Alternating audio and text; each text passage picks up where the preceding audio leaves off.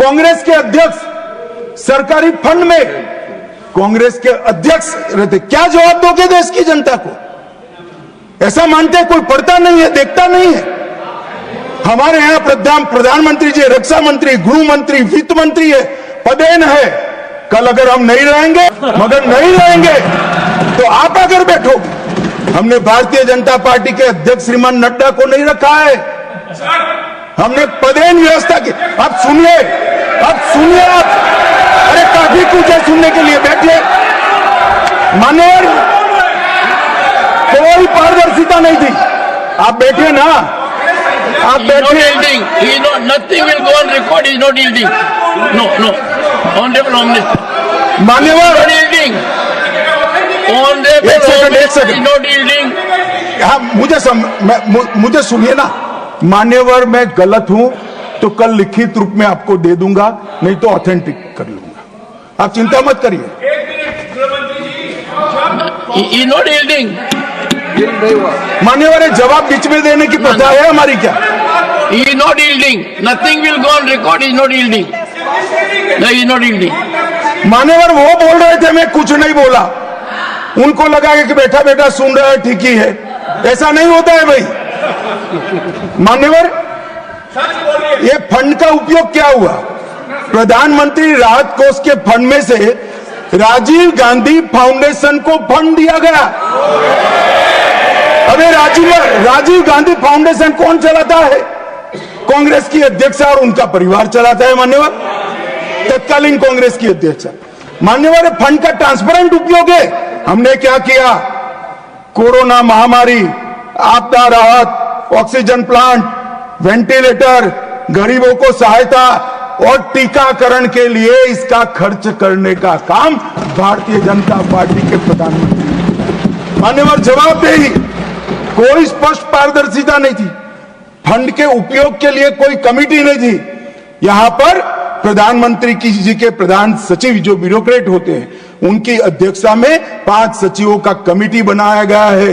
वो रेकमेंड करता है, फिर वो ट्रस्टियों के सामने आता है और तब जाकर खर्च होता है। कोई सिस्टम नहीं था, अपने घर से ऑर्डर कर देते थे मान्यवर, और कोई भी प्रकार की जवाबदेही के बगैर दान स्वीकार कर लिया जाता। आज पूरे दान का रिकॉर्ड है और पारदर्शी ढंग से संचालित होता है। मान्यवर, हमने राहत कार्य के साथ साथ कई प्रकार के इनोवेटिव सहायता भी की है और राजनीतिक हस्तक्षेप इसमें कोई नहीं है। सभी जनता के चुने हुए नुमाइंदे और सरकार के 5 प्रमुख पद पर बैठे हुए मंत्री ही इसके अंदर काम करते हैं, पार्टी का कोई। अब देश की जनता तय करे कि पारदर्शिता कहां है। आप पारदर्शिता के मामले में तो बोलिए ही मत। जीप कांड से लेकर बोफोर्स तक इतनी पारदर्शिता आपने बताई है, 2G तक, कि पूरा देश थक गया है देखते थे। 12 लाख करोड़ के घपले घोटाले भ्रष्टाचार किए और तब जाकर वहां जाकर बैठे हो। मान्यवर, ये राजीव गांधी फाउंडेशन, इसके लिए भी बताने के लिए बहुत कुछ है, मगर मैं बता नहीं सकता, बताना नहीं चाहता, क्योंकि वो राजीव गांधी फाउंडेशन को सब PSU भी फंड करते थे, कई कन्वर्जन करने वाले संगठन भी करते थे। जाकिर नाइक के NGO से भी उसको 50 लाख का चंदा मिला था मान्यवर, और कई चीनी संस्थाओं ने भी पैसा दिया था मान्यवर। ये ट्रांसपेरेंसी की बात भारतीय जनता पार्टी के लिए करते हैं मान्यवर, कोई अधिकार नहीं है इसी बात करने का। मान्यवर, नीरज दागी जी ने कोविड विफल प्रबंधन का मुद्दा उठाया, इसके बाद उन्होंने कहा DM अधिनियम में कोई विशिष्ट आपदा सूचीबद्ध नहीं है। आपदा सूचीबद्ध करने का अधिकार राज्यों के पास है, अपने राज्यों के आपदा के प्रकार के अनुसार वो उसको सूचीबद्ध कर सकते हैं। और इन्होंने कहा कि हिंसा और दंगों का इसमें से निकाल दिया। मान्यवर, आपदा प्रबंधन और दंगों की हिंसा का क्या लेन देन, मुझे बताइए। ये क्यों विचार आता है? क्योंकि इनके राज्य में बहुत दंगे होते थे मान्यवर। आपदा प्रबंधन और दंगों का क्या लेन देन, कैसे कर सकते हैं? उचित ही किया है कि हमने नहीं किया है। एक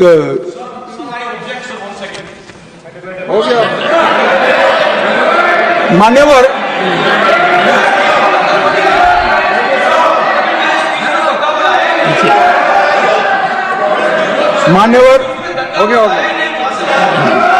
ऋतुव्रता बनर्जी AITC के, उन्होंने कहा कि हमें फंड कम दिया गया है। यूपीए सरकार जिसमें ममता जी थी, इससे 367% ज्यादा फंड भारतीय जनता पार्टी की सरकार है। मान्यवर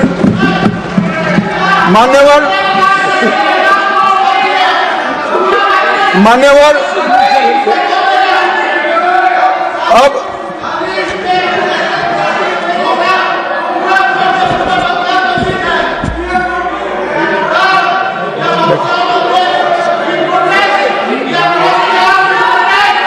मान्यवर उनको सुनना है क्या? आप प्लीज मुझे संरक्षण दीजिए, उनको बिठाइए। Honorable members, please take your seat. This is not our culture.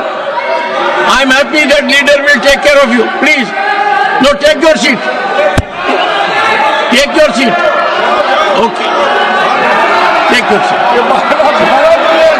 I do not appreciate disturbance in the house.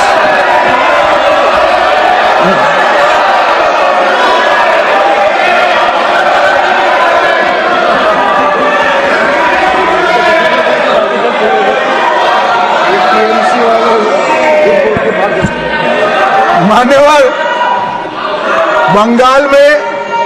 Bengal में सरकार बदली, पार्टी बदली, मगर वॉकआउट करने की परंपरा नहीं बदली। कम्युनिस्ट भी करते थे, ये भी करते हैं। मान्यवर, कर्नाटक में उच्च स्तरीय समिति द्वारा 5909 करोड़ का आकलन दिया गया, जिसमें से 5800 करोड़ दिया है। केरल में 3743, उसमें से 2438 करोड़ का दिया है। तमिलनाडु में 4817, उसमें से 4600 करोड़। पश्चिम बंगाल 6837, इसमें से 5000 करोड़। हिमाचल 2339, इसमें से 1766 करोड़। तेलंगाना भी जो समिति ने दिया वो कमोबेश दिया है। अब एक फैशन हो गई। मैं आपको बताना चाहता हूं कि वित्त आयोग ने ये सहायता करने के लिए एक नॉर्म्स तय किए हैं कि भाई आपदा के समय में सहायता किस तरह से की जाएगी, वो भी तय किया है, और इसका दर क्या होगा वो भी किया है। पशु मर जाता है, दूध वाला पशु मरता है तो X सहायता होगी, दूध न देने वाला मर जाए तो Y होगी, झोंपड़ी टूटेगी तो A होगा, पक्का मकान गिरेगा तो B होगा, बिजली का खंभा गिरेगा तो A होगा, रोड टूटेंगे तो A होगा। ये सारी चीजों के नॉर्म्स तैयार है। मेरा सभी राज्यों से आग्रह है कि वो नॉर्म्स के हिसाब से अपनी दरखास्त भेजे। आपने जो फ्री बीज बांटी है, इसका खर्चा आपदा प्रबंधन के पैसों से नहीं हो सकता भाई। नॉर्म्स के हिसाब से 5000 करोड़ बनता है और 50,000 करोड़ का आप करोगे। हमने 50,000 करोड़ मांगा था, 5,000 करोड़ दिया। अरे भाई मांगा ज्यादा था, आपका बनता नहीं है।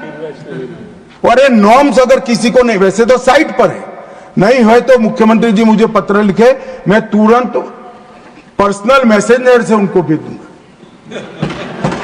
वो देखकर वो बनाए। हमें कोई आपत्ति नहीं है, 25 पैसा भी नहीं काटेंगे, हमें कोई आपत्ति नहीं है। मगर आप मांग इस तरह से करते हो